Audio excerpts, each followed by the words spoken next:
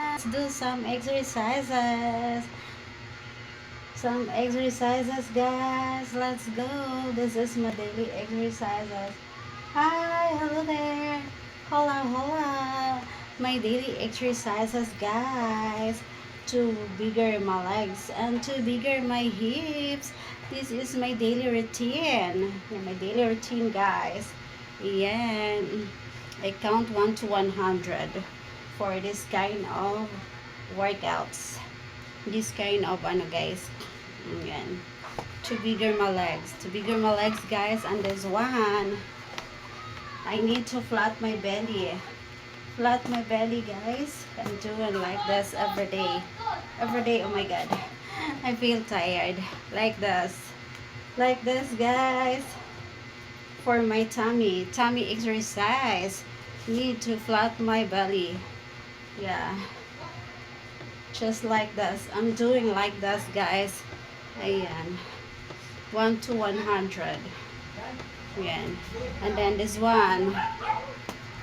For my tummy become flat also. My legs. Ayan. This kind of exercise, guys, can make your body fit. Can make your stomach, guys. Your belly fats will become a flat. Ayan. So, my daily routine, my daily exercises. You can also try this, guys. You must try this so that your body become thin, become slim. Yan. Like this. My daily exercises. Hi! This is my kind of exercises. My kind of workout at home, guys. This one for my legs.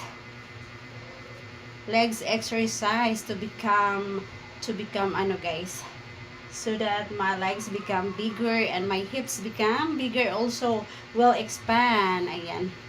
So that my hips will expand, guys. Ayan, this kind of exercise, guys. Ayan. I'm doing this every day. Every day workouts. Workout at home. Kind of exercises. I really love it. Ayan. And then this one. Like this. To flat my belly. To flat my belly, guys. Oh my god. I feel tired. That's why guys. That's why we need to maintain our healthy diet, because it's too hard to exercise, guys. It's so hard to exercise. So let's eat guys, a fruit, oatmeal every day, only that. Ayan. Ganyan lang siya, guys. Ayan. Dapat lagi tayong diet. Ayan. Natin yung ating sarili, guys, na wag kumain ng madami, because it's so hard to exercise. Ayan. I'm sweating na, guys. I'm sweating na.